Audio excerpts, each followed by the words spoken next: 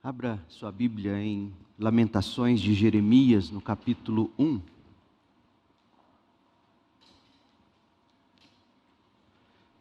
Lamentações, capítulo 1, nós vamos ler o verso 13.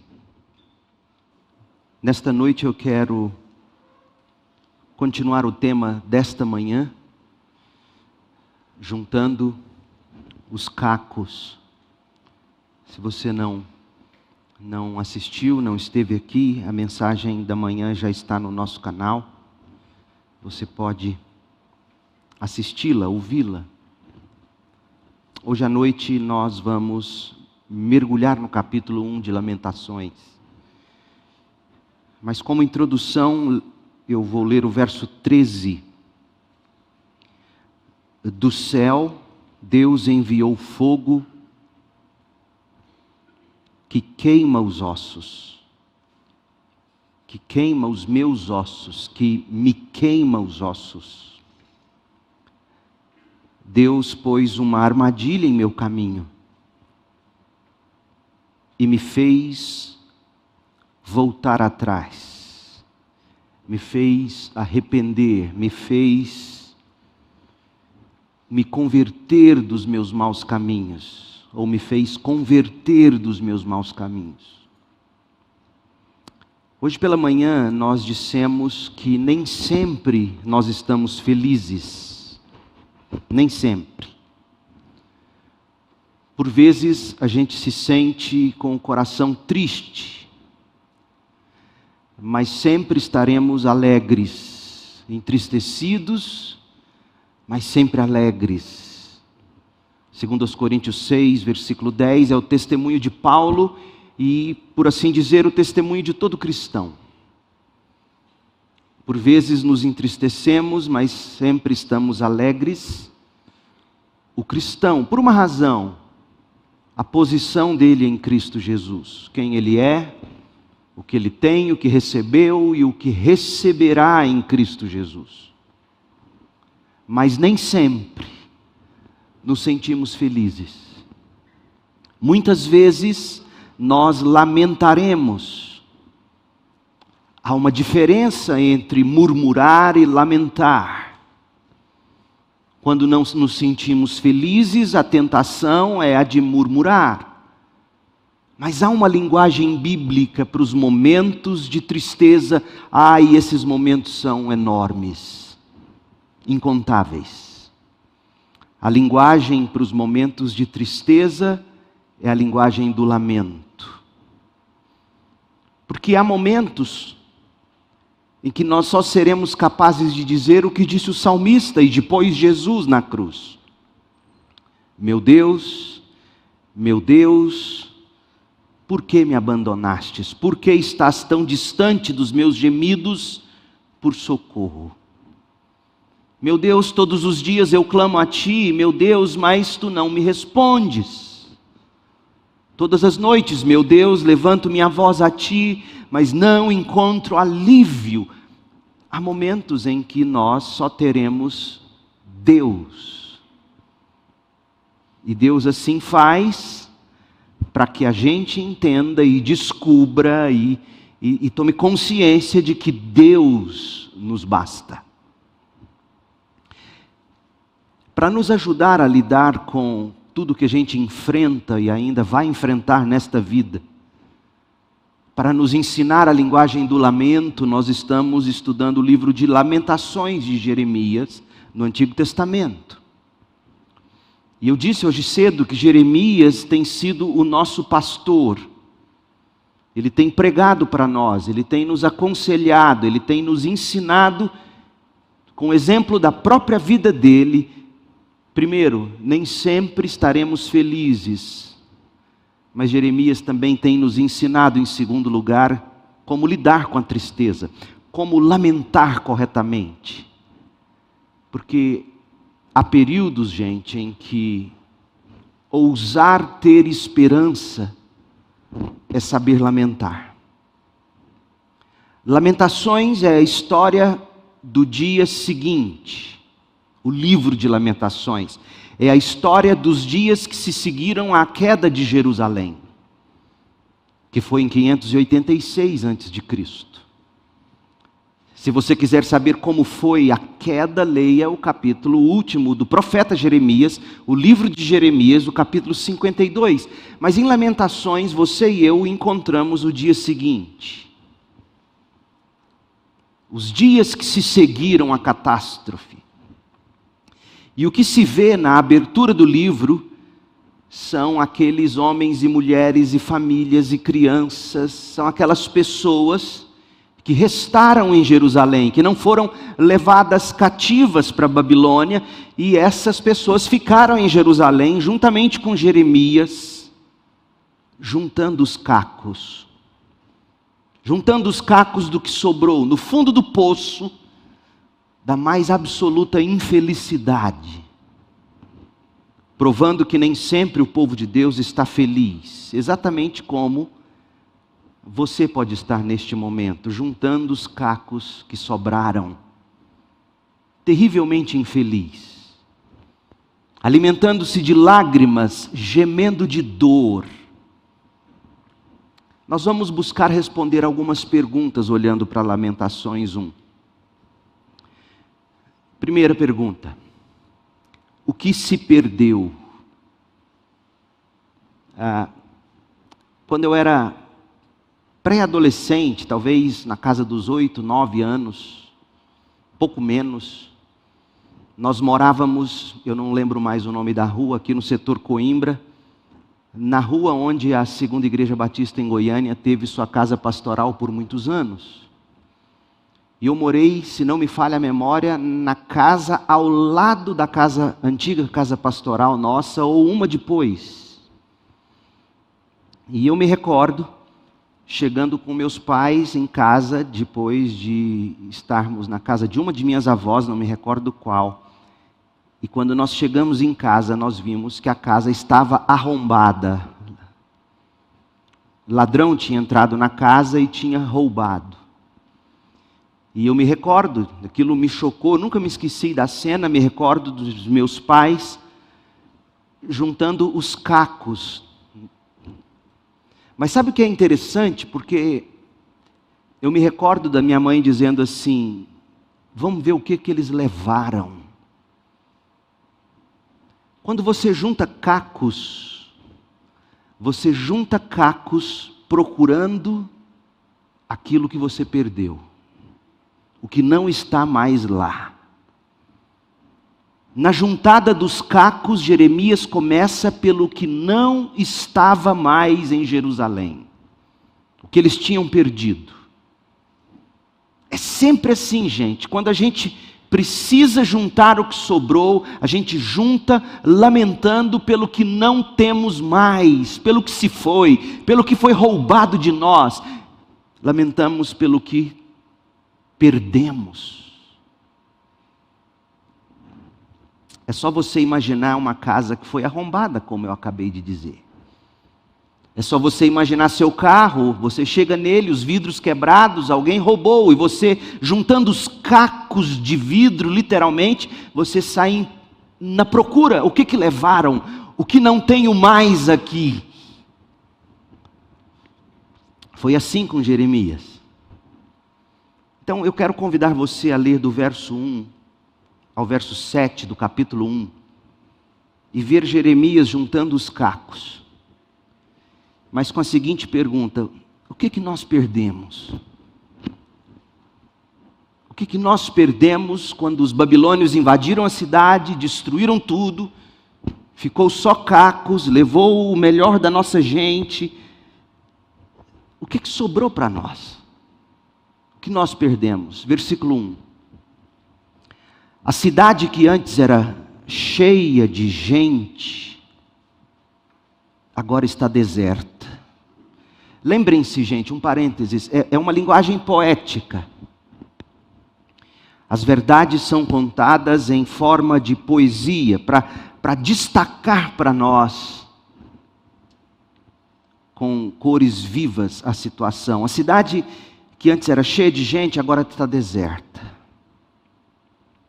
Antes era grande entre as nações, agora está sozinha, como uma viúva.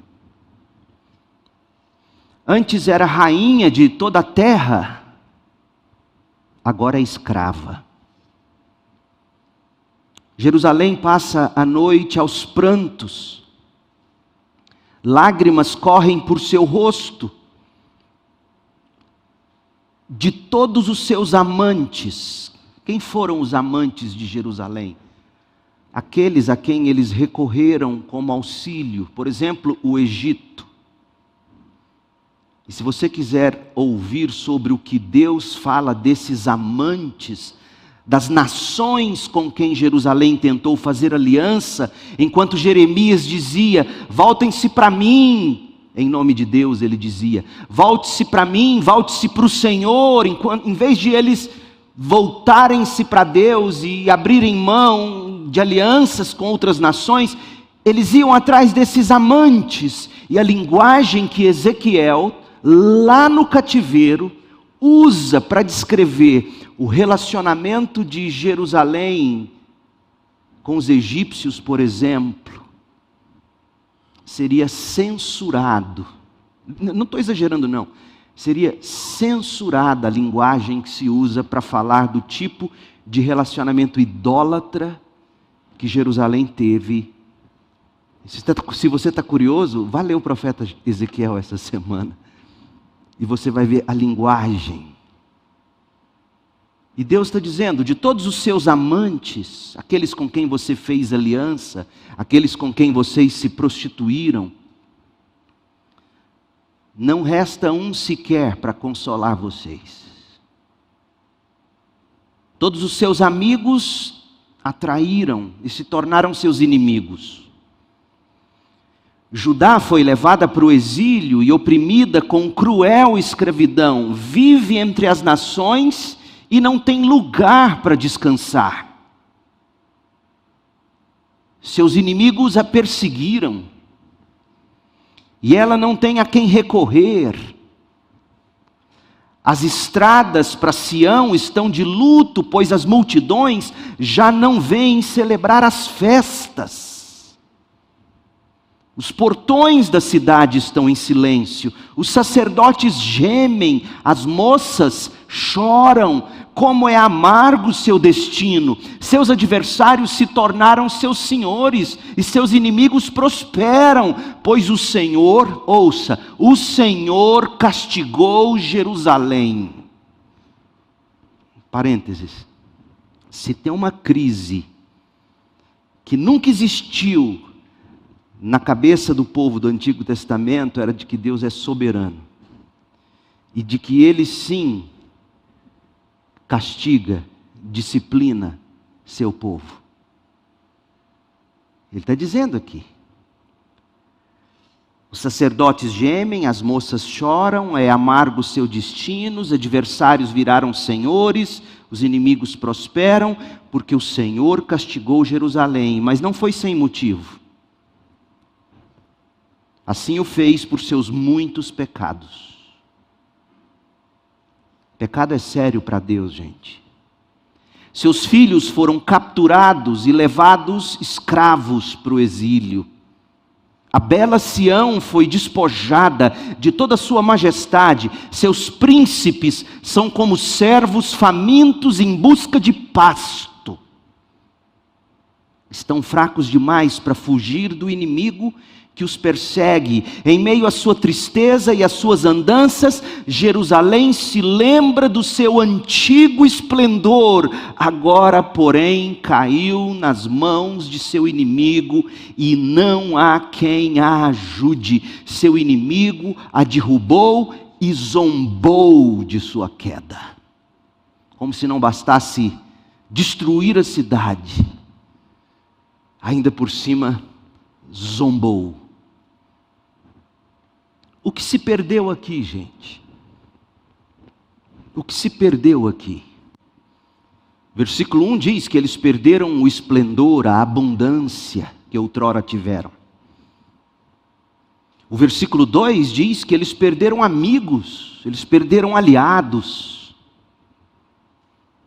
Versículo 3 diz que eles perderam o lugar de descanso, eles perderam o lar, eles perderam um lugar para se retornar. gente, na saga de todo herói, toda boa história, todo bom escritor de boa história, quando narra a história de um herói, veja os filmes, os bons filmes, o herói sempre tem um lugar para onde voltar. Geralmente é o lar, geralmente é a pátria, geralmente é a própria casa. A boa história não tem um belo desfecho se você não tem um lugar para onde voltar. Você já teve aquela sensação de sair de viagem e curtir as férias e gostar das férias e chegar em casa e dizer: como é bom voltar para casa. Jerusalém perdeu isso, eles não tinham mais lar. O versículo 4 diz que eles perderam a alegria, eles perderam o riso.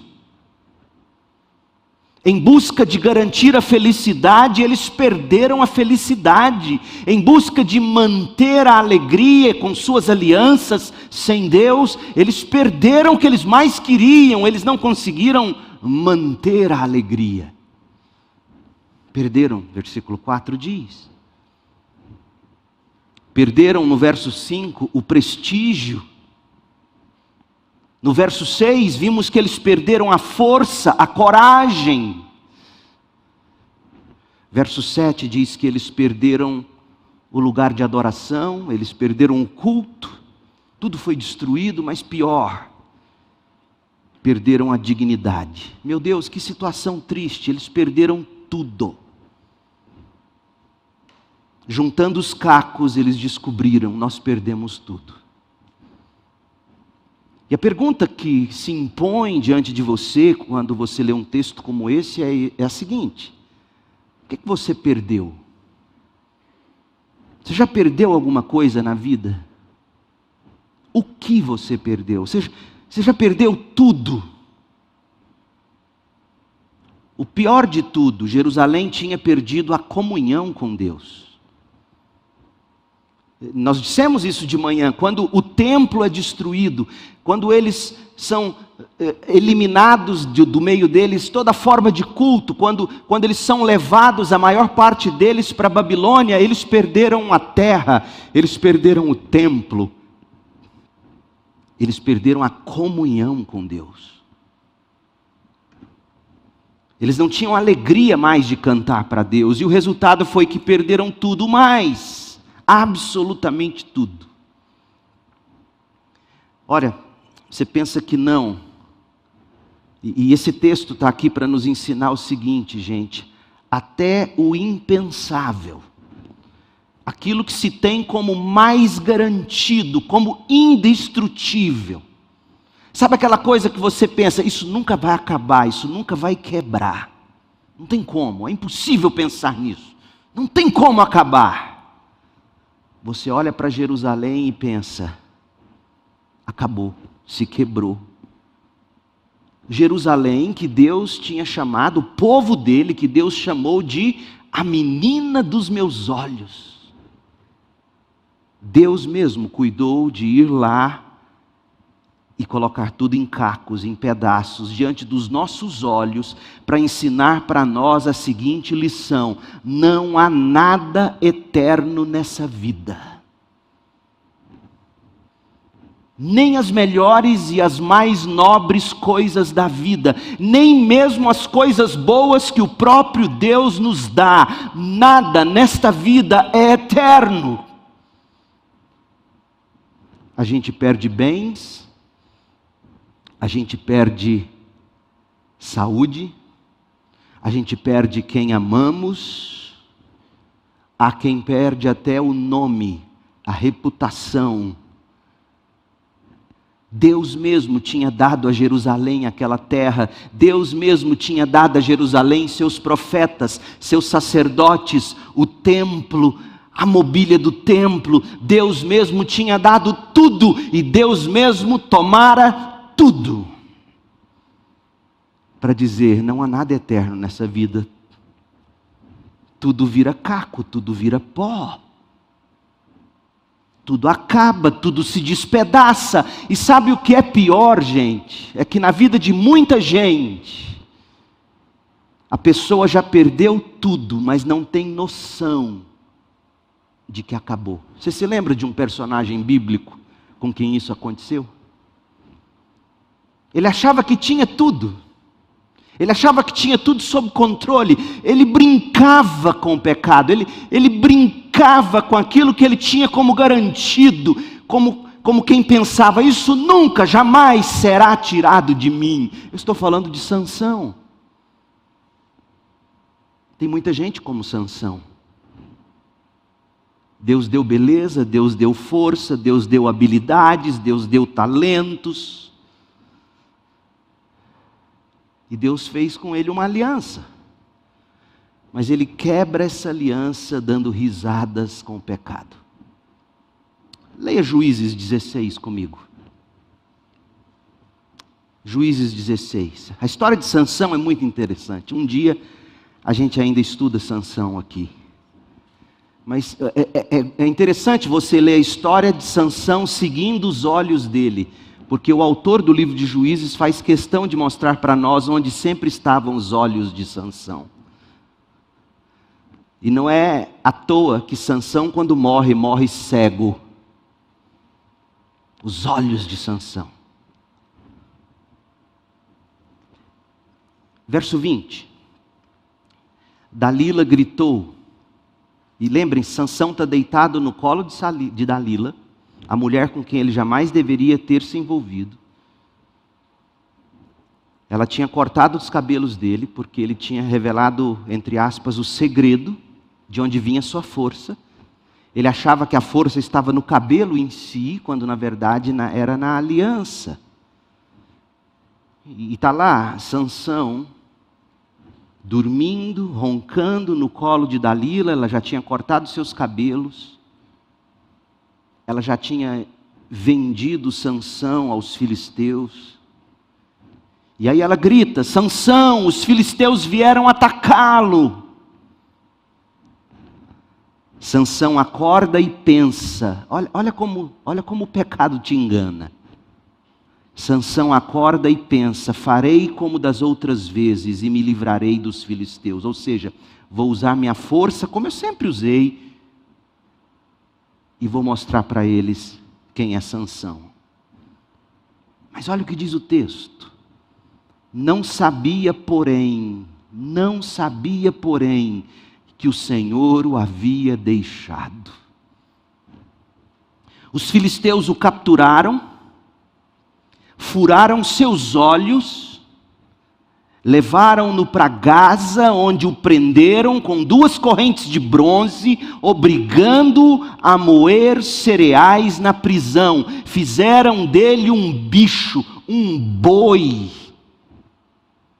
um burro de cargas. Para mim, gente, essa é uma das cenas mais tristes da Bíblia. A autoconfiança que o pecado nos faz nutrir, nos cega. Deus já tinha deixado Sansão há muito. Só Sansão não tinha se dado conta disso. Sansão tinha perdido Deus e achava que tinha tudo. Seria esse o seu caso? O que você perdeu? Perdeu a beleza, perdeu a saúde, perdeu dinheiro, perdeu empresa, perdeu a família, perdeu alguém que ama. O que você perdeu? De tudo que se perde na vida, o mais trágico é perder o relacionamento com Deus. E todos nós perdemos. Nascemos já sob a condenação do pecado. O que você perdeu? Onde está Cristo? Onde está Deus na sua vida? Cheque antes de você prosseguir, antes de você dar qualquer outro passo na vida, antes de amanhecer a segunda-feira, o que você perdeu até aqui? E comece se perguntando o seguinte, para você saber se você tem ou não Deus. Olha a pergunta que você não pode deixar de responder todo dia, para si mesmo. Qual de fato são meus grandes amores nesta vida? Seus grandes amores, seus grandes temores revelam quem é seu Deus. O que se perdeu? O que se quebrou? Quando a gente olha para Jerusalém em Lamentações 1, eles perderam a comunhão com Deus. Segunda pergunta, Lamentações 1. Segunda pergunta, por que se perdeu? Por que se quebrou? Por que veio ao chão? Por que tudo virou cinza? Por que tudo virou pó? Por que tantos cacos, meu Deus? Por que tamanha perda?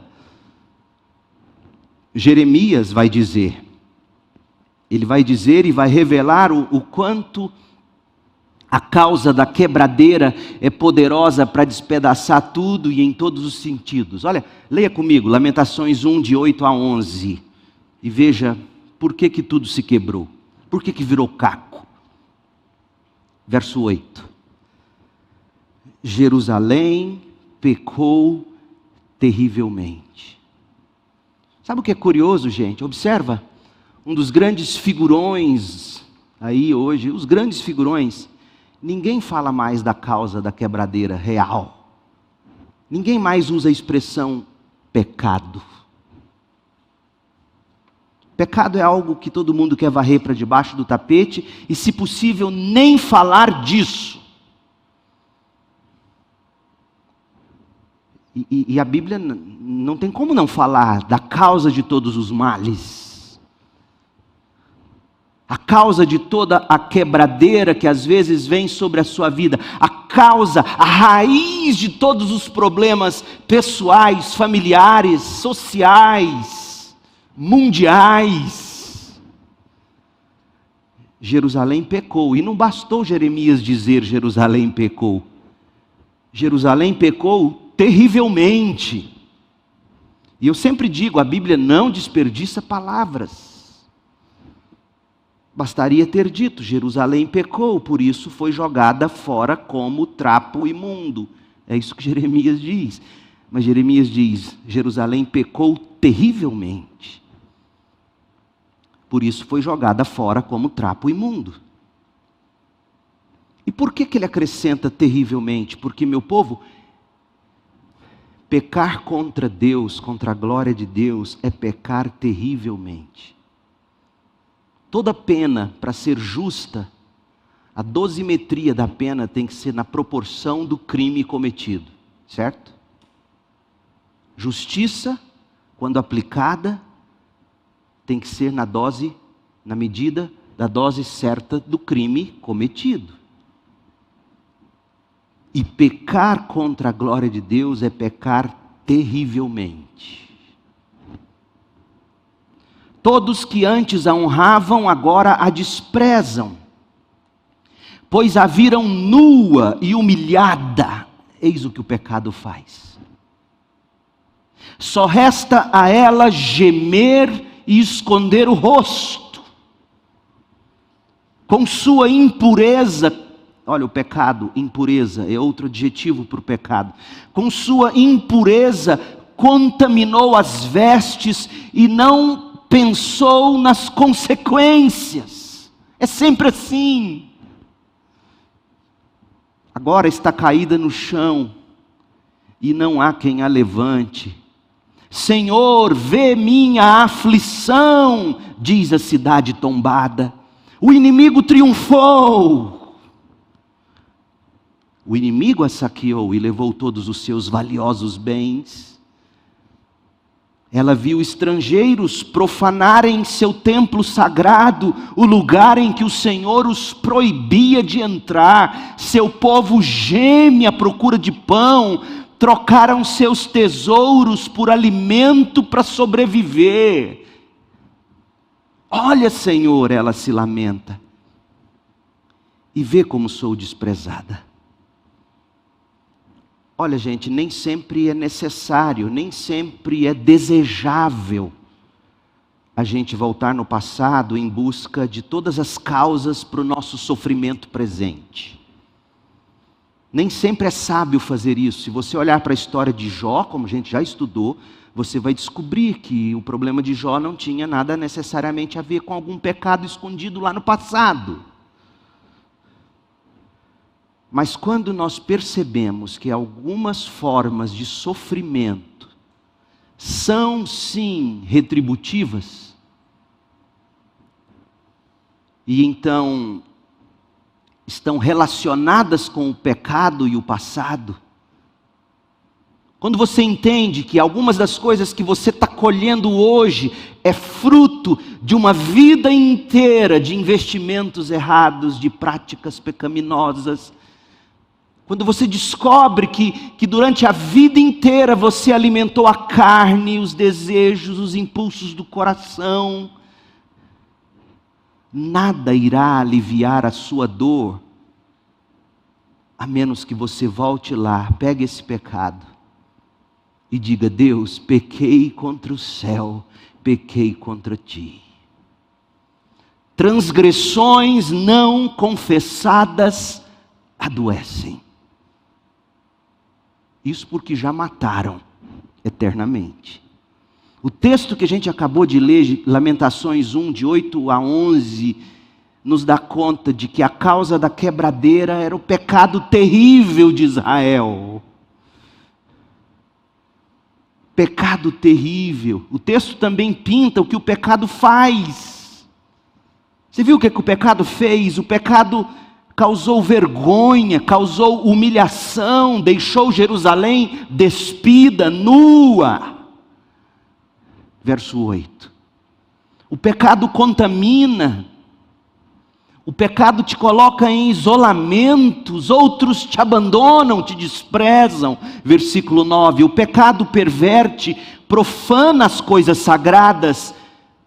O que eles fizeram com o templo em Jerusalém antes dele ser destruído. Versículo 10, e o pecado nos faz padecer de fome. Eles pegaram todos os tesouros, tudo que eles tinham, todo o dinheiro guardado, todas as terras, todo o investimento que tinham, em troca de comida, e não tinha comida. Versículo 11.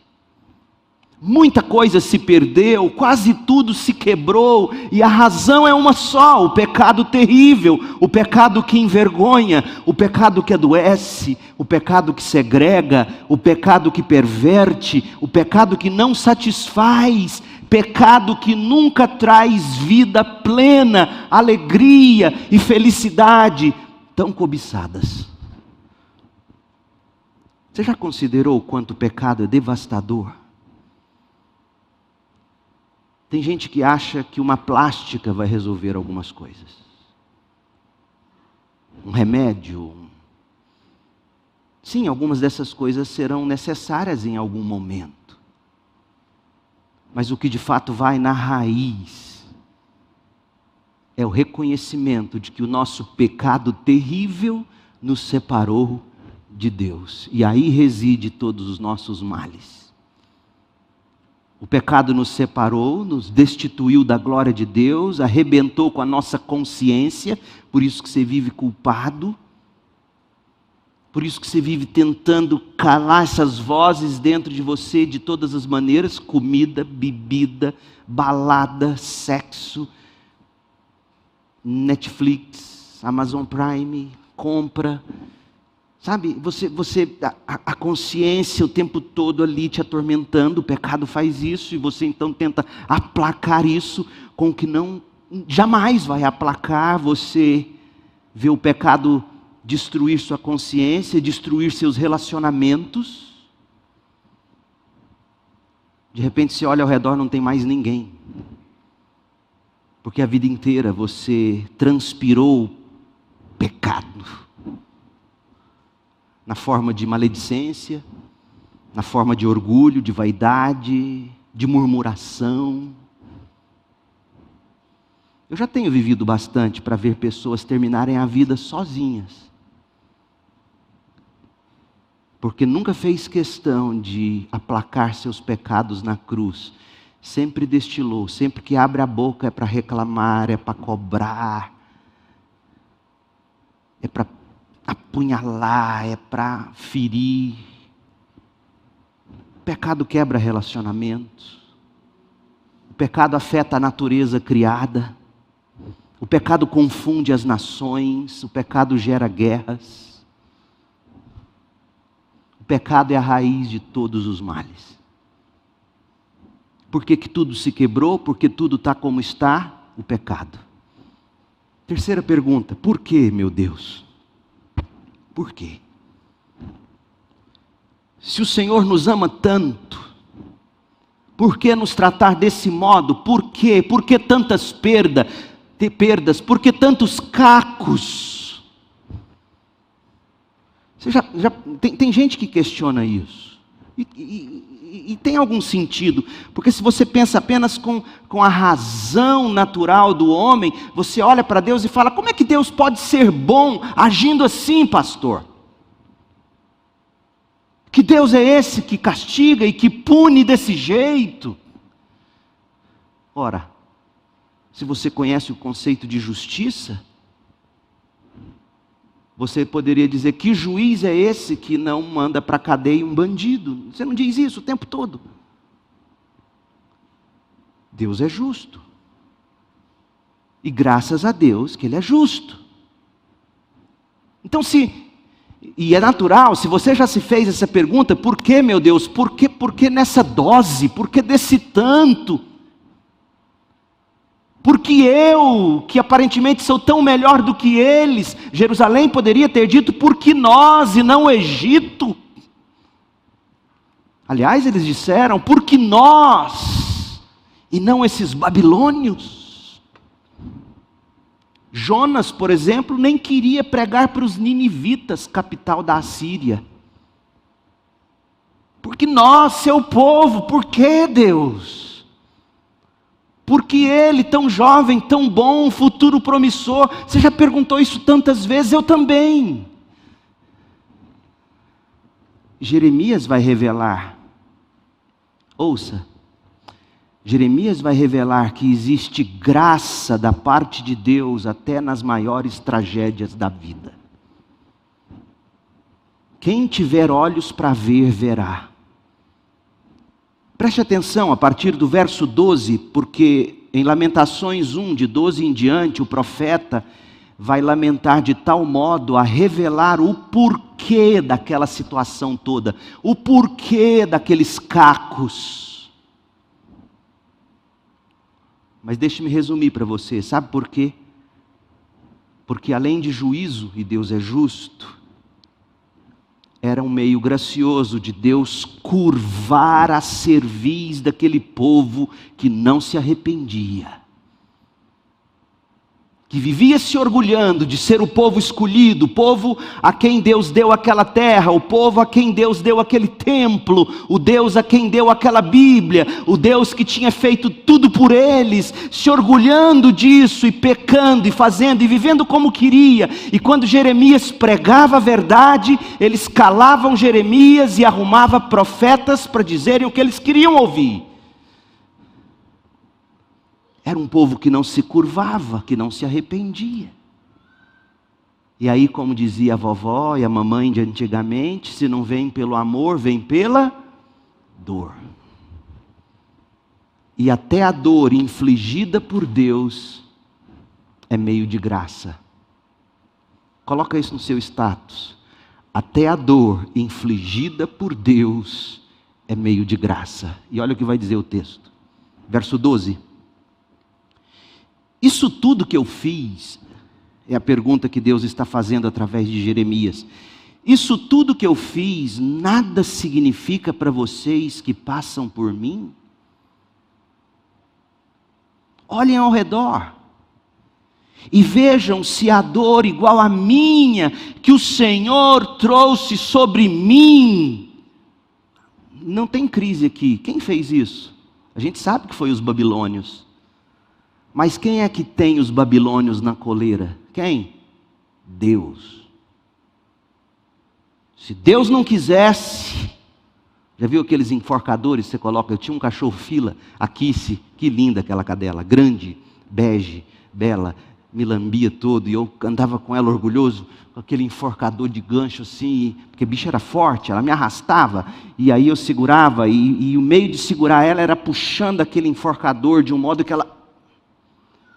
Você acha que se Deus quisesse, Ele não puxava o enforcador da Babilônia? Babilônia morre. Mas tem gente que acha que Deus fica ali. Ai, o que eu vou fazer? Olha a Babilônia. Ai, meu Deus, eu não queria isso. Bom, deixa eu ficar calado, senão eu levo processo. Deus não é frouxo. Olhem ao redor e vejam se há dor igual a minha que o Senhor trouxe sobre mim quando se acendeu sua ira. Jeremias está dizendo. E aí ele vai dizer: do céu enviou fogo que me queima os ossos, pôs uma armadilha em meu caminho e me fez voltar atrás, me fez converter, me fez rever meus caminhos. Ele fala aqui em nome da cidade, ele fala aqui em nome do remanescente arrependido. Deixou-me devastada, atormentada o dia todo por uma doença. Trançou meus pecados com uma corda para me prender ao jugo do exílio. O Senhor me tirou à força e me entregou a meus inimigos. Estou indefesa nas mãos deles. O Senhor tratou meus homens valentes com desprezo. Pela ordem do Senhor, um grande exército veio para esmagar meus jovens guerreiros. O Senhor pisou na amada cidade de Jerusalém como se pisam uvas no tanque de prensar. Por que, meu Deus? Por que tudo isso? Verso 13. Deus fez tudo isso para me fazer voltar atrás.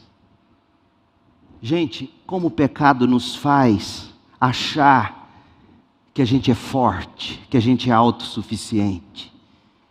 E aí vem Deus e pisa nos nossos ídolos. Você percebeu os ídolos? A força da juventude dos guerreiros, os homens valentes, a cidade murada, a cidade bela e forte, protegida no topo da colina. Deus vem e pisa como quem está pisando numa bacia de uvas. Há casos em que, a menos que o Senhor nos curve, há casos em que, a menos que o Senhor nos humilhe, a gente não se arrepende. Era o caso de Jerusalém. Sabe o que é ainda mais triste? É que às vezes Deus pisa, às vezes Deus quebra, e o sujeito não reconhece. Ele continua duro, cético, crítico e ainda mais amargo. Eu também conheço gente assim, que não entendeu que o amor de Deus é de tal modo que Ele tenta, Ele chama em amor, mas a gente resiste. Quantas vezes Jerusalém ouviu Jeremias chamá-los ao arrependimento em amor, e eles resistiram. E aí essas pessoas cheias de autojustiça, ou de justiça própria, fazem como aqueles homens orgulhosos dos dias de Jesus, lá em Lucas capítulo 13. Quando duas tragédias aconteceram nos dias de Jesus, duas tragédias horríveis. Depois você lê Lucas 13, de 1 a 5, e então eles chegam diante de Jesus e falam: olha o tamanho do pecado deles, hein, Senhor? Que olha só o que aconteceu lá, hein? Uma torre caiu, matou um monte de gente. Outro sacrilégio lá no templo, sangue escorrendo por toda parte. Olha lá que só pode ser Deus pôr a mão naquele povo, hein? E Jesus fala: vocês são tão duros de coração. Vocês acham que eles eram mais pecadores do que vocês? Deixa eu dizer uma coisa para vocês: a menos que vocês não se arrependam, a menos que vocês se arrependam, vocês vão perecer do mesmo jeito ou pior. Você olha para a situação de Jerusalém e sabe qual tem que ser o sentimento? Não é de dizer: está vendo? Esse povo mereceu, hein? A sensação tem que ser: se eu não me arrepender, será igual ou pior. Nem sempre a graça de Deus chega suave e agradável, gente. Muitas vezes a graça de Deus nos é despejada de modo severo, de modo doloroso. Da mesma forma que você, ao chegar diante de um cirurgião, sabendo que você tem um tumor lá dentro de você, esse cirurgião vai ser amoroso enquanto esse bisturi cortar até tirar tudo. Ele não será amoroso se ele disser, não, deixa, esquece, deixa para lá. Se foi descoberto a tempo, se dá para tirar, se tem tratamento, o amor será revelado na medida em que ele te corta e arranca. É o que Deus estava fazendo. E tantas vezes Deus faz isso com a gente não enxerga. Deus está cortando, Deus está tirando, Deus está arrancando, e você murmurando. E Deus, olha o verso 16, Lamentações 1,16. Choro por todas essas coisas, lágrimas correm por meu rosto, não resta ninguém para me consolar. Estão longe os que poderiam me animar, meus filhos não têm futuro, pois o inimigo nos conquistou.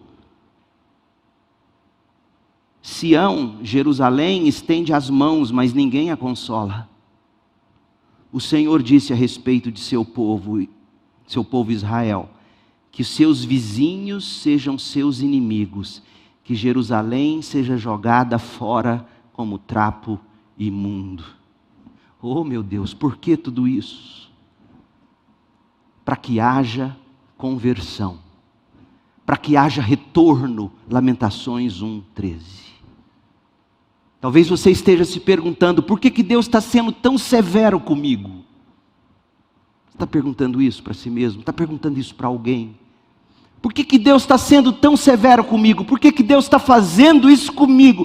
Por quê? Não permita ninguém te consolar dizendo, não é Deus não. Faz como Jesus disse a Pedro, para trás de mim, Satanás. É Deus sim. Pastor, mas por que Deus faria isso? Deixa eu te dizer por quê. Por amor. De outro modo, você não se voltaria com arrependimento e fé. Mas aí você diz, pastor, mas eu já arrependi, eu já mudei de vida, por que Ele continua fazendo isso? Por amor, porque o seu testemunho de alegria no Deus que se basta para você, haverá de algum modo, dentre 1 milhão de outras possibilidades, haverá de algum modo chamar a atenção dos outros para você, no seu sofrimento, outros que vão olhar e dizer, como que você nesse estado ainda consegue dizer aleluia, glória a Deus? Por que, Senhor? Por que tanta dor? Por amor. De outro modo, você não se voltaria para Deus. O mundo não se orgulha quando você chega diante dele e diz, olha o tanto de dinheiro que eu ganhei. Olha a casa que eu tenho, olha o carro que eu tenho, olha como Deus é bom, olha o que Deus me deu. O mundo não se importa com isso. Mas quando o mundo olha para você, no seu sofrimento, ali você só o caco, alegre em Deus, vibrante em Deus, como dizia Jó, eu sei que o meu Redentor vive e um dia eu o verei. O mundo te vê dizendo assim, o mundo para e diz, glória a Deus, que isso, eu nunca vi. Por que, Senhor? Por que tanta dor? Por amor. Para a glória de Deus. O que há para se confessar? É a última pergunta. O pecado causou uma destruição humanamente irreparável. Foi muito que se perdeu. Dói muito reconhecer. Dói muito se voltar com arrependimento e fé para Deus. Mas quando você finalmente diz, tá bom, eu vou voltar para Deus. O que você deve confessar? Como você deve lamentar? O que você deve pedir nesse estado deplorável? Primeiro você confessa o seu pecado, versos 18 e 19, de Lamentações 1. Segundo, você pede por graça para recomeçar, versos 20 e 21. E por fim você pede justiça. Primeiro, você pede perdão.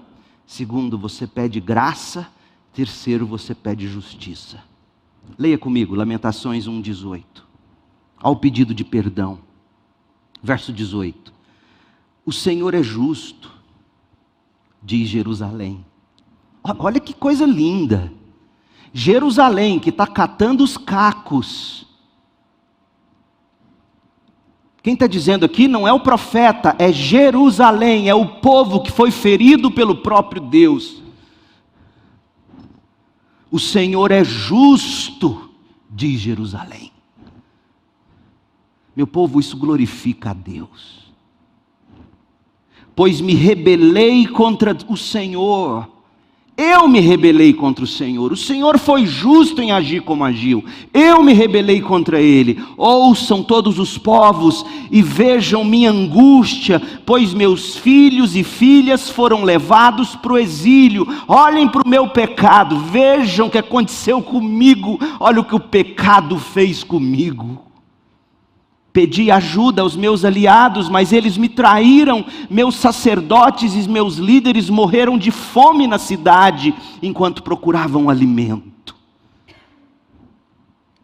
Reconheceu o pecado, pediu perdão.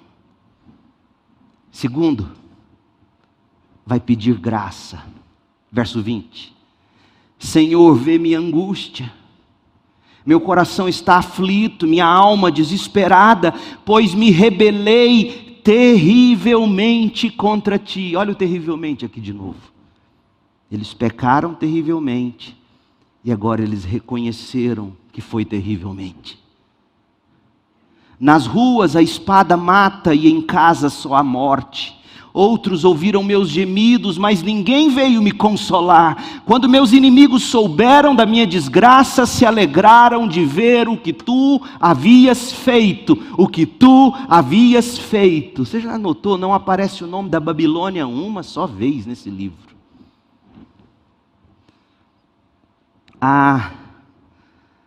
Traze o dia que prometeste em que eles sofrerão como eu sofri. E aí vem o pedido de justiça no verso 22. Pediu perdão, 18 a 19. Pediu graça, de 20 a 21. E termina pedindo justiça. Verso 22. Vê todas as maldades deles, Senhor. Porque afinal de contas, eles pecaram horrivelmente, certo? Vê todas as maldades deles, Senhor, e castiga-os como me castigaste. Castiga-os como me castigaste por todos os meus pecados. Meus gemidos são muitos e meu coração está enfermo. O pedido aqui não é de vingança. Veja, é fácil você ler esse texto e achar que é um pedido de vingança. O pedido não é de vingança. O pedido é de justiça. E em última instância, só quem sabe fazer justiça é Deus. A justiça dos homens falha o tempo todo. E vai continuar falhando. Quer dizer que a gente tem que abandonar a busca por justiça? Não. A gente tem que buscar a justiça, mas confiando que em última instância, quem sabe fazer justiça é Deus. E o que Jerusalém está pedindo aqui é justiça. Senhor, o Senhor nos tratou como nos tratou por causa de todos os nossos pecados, certo? Certo. Mas eles também pecaram. Faça justiça. Não há ódio, não há ira, não há raiva, há um pedido de justiça. Como isso ensina o brasileiro crente a orar nesses dias pelos seus governantes? O que há para se confessar na sua vida? O que você, de fato, precisa pedir a Deus? 3 coisas a gente sempre precisa.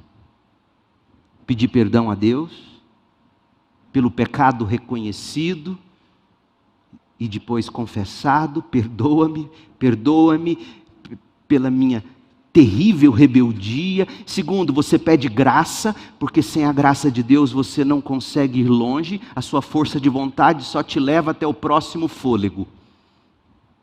Depois você continua entregue a si mesmo. Você precisa da graça de Deus, que pega as promessas de Deus, na palavra de Deus, e faz crescer no seu coração, e enche você de fé, de esperança e de força para dizer não ao pecado. Graça, perdão, graça e justiça. Deus olha ao redor. Deus, tudo bem, eu sofro, mas foi um erro médico. Faça justiça. Deixa Deus fazer, não você. Deus, foi um bêbado que bateu no carro. Faça justiça. Não é errado orar assim. Mas em última instância a justiça está na mão de Deus. Meus gemidos são muitos e meu coração está enfermo. Faça justiça. Deixe-me fazer algumas aplicações rápidas para a gente terminar. Primeiro, Lamentações 1 nos ensina que se você precisar chorar, você deve chorar e lamentar. Deus nos fez assim. Deus nos fez, como diz Romanos 12:15, há momentos em que a gente se alegra, então a gente se alegra com os que se alegram. Há momentos em que a gente chora, e aí a gente chora com os que choram. E muitas vezes, se você não chora e não lamenta nos pés do Senhor, sabe o que acontece? Se você não aprende a lamentar falando com Deus, você se torna fluente em murmurar. A maioria dos murmuradores, se não todos, murmuram porque não lamentam aos pés de Deus. Quando você vai para Deus em lamento, como a Bíblia orienta, ao sair dos pés do Senhor, você sai com fé, esperança e com capacidade de amar. Então, se for preciso chorar, chore, lamente.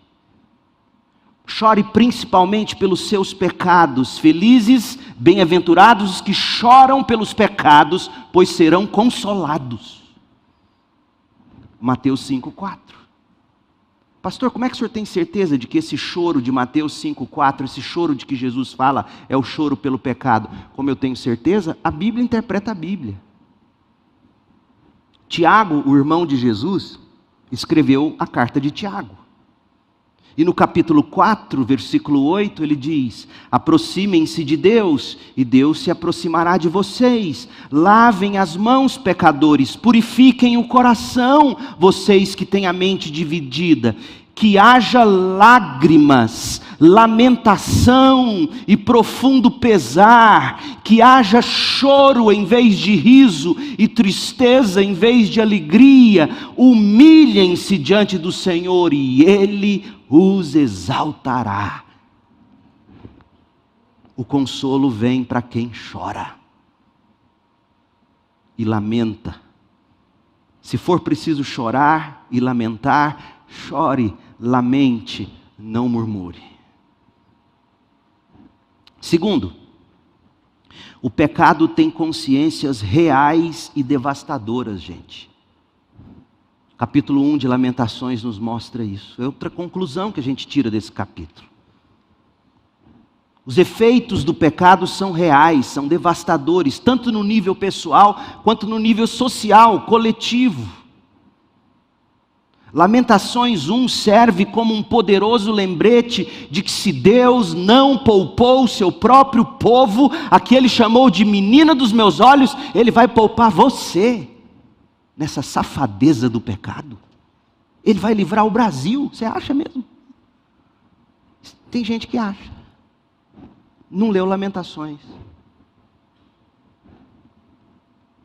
Você acha que Deus vai poupar este mundo se não houver arrependimento e fé? Lamentações foi escrito para testemunhar: o pecado tem consequências reais, devastadoras. Arrependa-se, converta-se. Terceiro, Igrejas que não permanecem no Evangelho não prevalecerão. Ora, se Deus fez o que fez com Jerusalém em Lamentações 1, e se você quer saber de onde eu tiro a expressão menina dos olhos de Deus, Deuteronômio 32:10, Deus chama o povo dele de menina dos meus olhos. Se Deus fez isso com Jerusalém, imagina o que Ele não fará com as nações que ainda hoje perseguem o povo dele. Imagina. Isso tem que trazer para o crente confiança, fé, esperança de que Deus vingará os seus. Enquanto isso, não cabe a nós julgar quem persegue a igreja. Não cabe a nós emitir juízo, cabe a nós morrer em nome de Cristo, por amor inclusive desses que matam os nossos. Isso é cristianismo.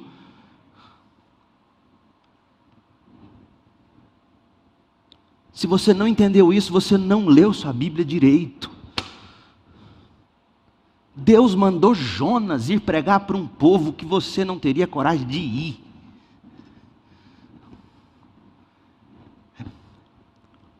Quando você entende que se Deus não poupou Jerusalém, Ele também não poupará nação alguma que faz o que faz com o povo dele, você consegue ir para essas nações que odeiam o cristianismo e o cristão e o Cristo, você consegue ir para lá e deve ir para lá com o coração pronto a amar e dizendo e chorando e lamentando: Senhor, perdoa, eles não sabem o que fazem. Isso é o crente. E o estágio começa aqui, onde você está. Na sua roda de amigos, que critica crente, que critica pastor, e alguns merecem crítica mesmo. Você aprende a amar quem te persegue na família onde você está plantado, na convivência. Tem gente que não sabe amar aqui e quer amar no campo missionário. Agora, tem o outro lado dessa moeda. Deus castigará aqueles que perseguem seu povo. Leia Apocalipse. Apocalipse mostra o final dessa história. Mas tem o outro lado da moeda. Sabe qual é o outro lado da moeda? Não ficará em pé aquela que se chama de igreja e que já abandonou o Evangelho. Se Deus destruiu Jerusalém, Deus destruirá aqueles que se dizem igreja e já abandonaram o Evangelho. Lamentações nos mostra isso. E Apocalipse 2, versículo 5.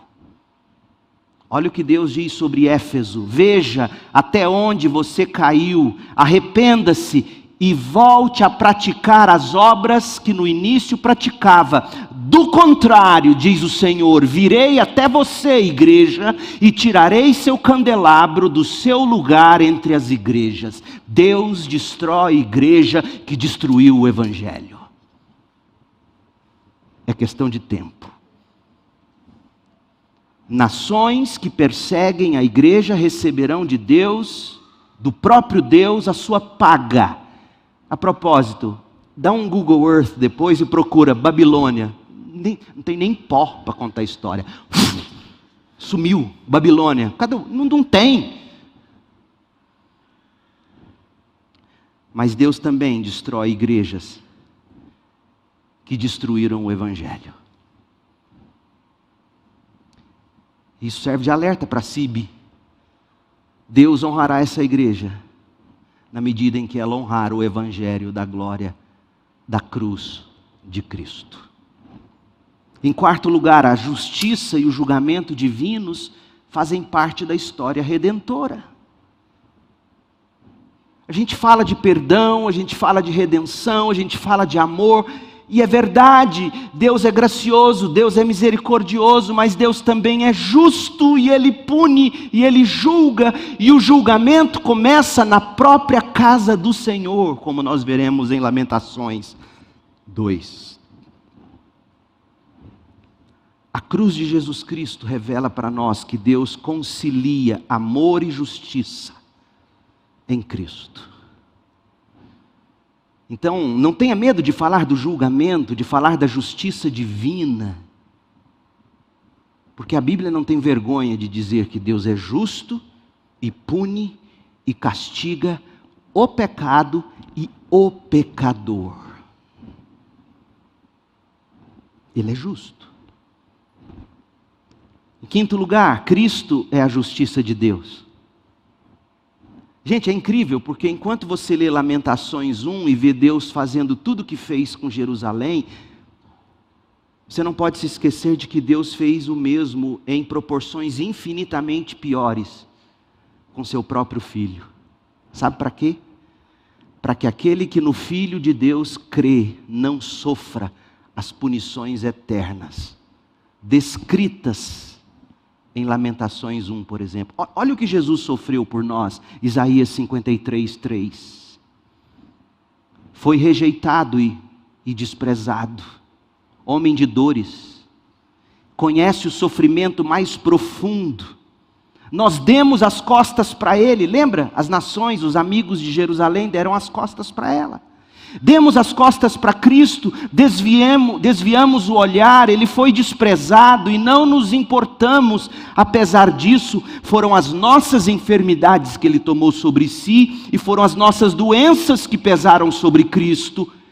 Pensamos que seu sofrimento era castigo de Deus, castigo por sua culpa, mas não. Ele foi ferido por causa da nossa rebeldia e esmagado por causa do nosso pecado. Sofreu o castigo para que fôssemos restaurados e recebeu açoites para que fôssemos curados. Todos nós nos desviamos como ovelhas, deixamos os caminhos de Deus para seguir os nossos próprios caminhos. No entanto, o Senhor fez cair sobre o Filho os pecados de todos nós. Cristo é a nossa justiça. E Ele sofreu o que sofreu, para que a gente não tenha que sofrer o que Jerusalém sofreu em 586 a.C., eternamente. Para que a gente não tenha que sofrer o que Jesus sofreu na cruz. Sexto, que tipo de lamento que Deus quer, gente? Lamentações 1 nos mostra. Veja, quem fez tudo isso com Israel, com Jerusalém, foi a Babilônia, não foi? Foi, claro que foi. Mas em momento nenhum você vê Jeremias praguejando lamentações. Eu fico abismado com um crente praguejando China, nova ordem mundial, Lula, Bolsonaro, Trump, Biden, Moro, Covid, Anvisa, como se o nosso problema real fossem essas instituições ou pessoas. O pecado cria essas coisas. A raiz de todo mal é o pecado. O lamento do povo de Deus, a exemplo de Lamentações 1, é pelo nosso pecado que gerou todas essas coisas. O dia que a gente aprender isso, e pastor parar de ser cabo eleitoral, e crente parar de fazer essas coisas e entender que o nosso chamado não é para condenar China, ordem mundial, seja lá o que é isso, Lula, Bolsonaro, e por favor não ponham palavras na minha boca, não estou dizendo que não existe, não estou afirmando que existe, eu só estou partindo do pressuposto de que se existe, é fruto do que a Bíblia chama de pecado terrível contra a glória de Deus. Então, o crente vai no que de fato importa. Prega o Evangelho, faça discípulos, transforme a nação com o Evangelho, e essas coisas vão se implodir, destruídas de dentro para fora. O Evangelho faz... O lamento que Deus quer é o lamento que diz, sabe qual é o nosso problema? Jerusalém fez isso aqui. Nós abandonamos o Senhor. O nosso problema é que nós abandonamos o Senhor e corremos atrás de outros deuses. Cavamos para nós cisternas rachadas, quebradas, que não sustentam a água que a gente tenta beber para ser feliz. Jeremias diz isso em Jeremias 2. E Jerusalém confessa isso aqui em Lamentações 1. O tipo de lamento que Deus quer é o lamento pelo nosso pecado, que tornou o mundo o que é. O mundo é o que é por causa do nosso pecado, meu povo. Enquanto a gente não entender isso, que a gente seria capaz de fazer a mesma coisa que alguém lá em Wuhan, seja o Wuhan que for, a gente faria a mesma coisa, se não pior, se é que de fato fizeram. Se a gente não fosse um dia acordado pela graça de Deus. Acorda, crente, aprenda a lamentar.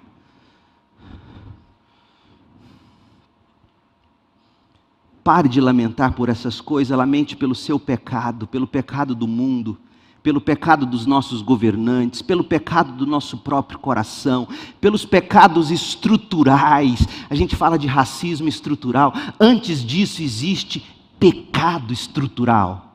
Entendeu, crente? Pecado estrutural.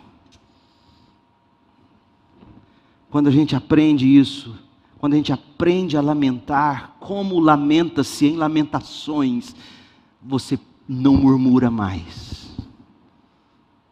Você chora, porque dói, gente, dói ver o mundo no estado em que está. A gente fica aborrecido, a gente sente raiva, eu sinto raiva de ver o que eu vejo. Eu sinto tristeza de ver o que eu vejo. Às vezes eu não tenho palavras, às vezes eu não prefiro não falar, eu me isolo, eu abandono, eu viro as costas, eu não quero sofrer com isso. Mas não é assim que Lamentações 1 me ensina a fazer. Lamentações me ensina a dar nome ao problema. Nós transgredimos terrivelmente. Nós rebelamos terrivelmente. Esse é o motivo que nos deve fazer lamentar. É por causa disso que nós estamos juntando os cacos socialmente. É por isso que você talvez esteja juntando os cacos na sua família, na sua vida. O nosso pecado. Lamente pelo seu pecado, pelo pecado do Brasil, lamente pelo pecado do Bolsonaro, pelo pecado do Lula, pelo pecado da China, pelo pecado da nova ordem mundial, lamente pelo pecado, Deus, olha o que fizemos, Deus. Arrependa-se, creia, refugie-se em Jesus. Gente, nem sempre nós estamos felizes, mas a verdadeira felicidade não se achará num Brasil conservador. A verdadeira felicidade não se achará num Brasil revolucionário. A verdadeira felicidade se achará em Cristo. Junte os cacos, junte o que sobrou de você. Veja que você perdeu tudo, seja honesto e diga: eu perdi tudo, até a alegria. Mas eu tenho Cristo, eu tenho a pérola de grande valor. Suplique graça, busque justiça, e você vai provar do que é ser feliz. Felizes os que choram, pois serão consolados. Felizes os que têm fome e sede de justiça, porque serão saciados, disse Jesus. Oremos. Pai, em nome de Jesus, em nome de Jesus, meu Deus, não deixe que minhas palavras caiam em solo duro, caiam em solo cheio de espinhos. Não permita que minhas palavras caiam à beira do caminho. Ó Deus, que minhas palavras caiam em coração arado pelo Teu Espírito, afofado pela Tua graça, e que haja frutificação, que haja salvação, que haja reconhecimento do pecado, arrependimento, fé. Que os crentes desta igreja se levantem para o amanhã, para segunda-feira, como homens e mulheres que lamentam pelo estrago do pecado no mundo. Ó Deus, não é normal um adolescente passar 1h30 por dia no TikTok. Mais 50 minutos em Instagram. Não é normal o que vemos nos outdoors dessa cidade. Não é normal o que se celebra nos puxadinhos e bares desta cidade. Não é normal o que se celebra nas camas dos motéis nessa cidade. Não é normal o que se planeja nos gabinetes dos grandes poderes desse mundo. Não é normal o que se vê acontecendo. Ó Deus, transgredimos terrivelmente. E o Senhor tem dito: arrependa enquanto é tempo. Ó Deus, que haja salvação, que haja conversão, que haja um milagre do novo nascimento, e que hajam crentes com o coração assim, cheios de lamento e não de murmuração. Ó Deus, opere nestes que estão aqui hoje à noite. Nestes que me ouvem, produza fé, produza salvação.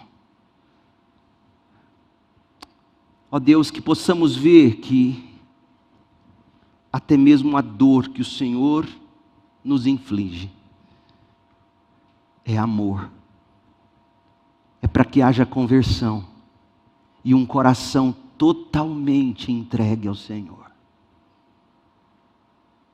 Oramos pedindo que a graça de Jesus Cristo, o amor de Deus o Pai e a consolação do Espírito estejam sobre nós aqui, sobre o teu povo em todos os lugares, hoje e para sempre, até que Jesus volte e estabeleça o reino de justiça. No nome de Jesus oramos. Amém.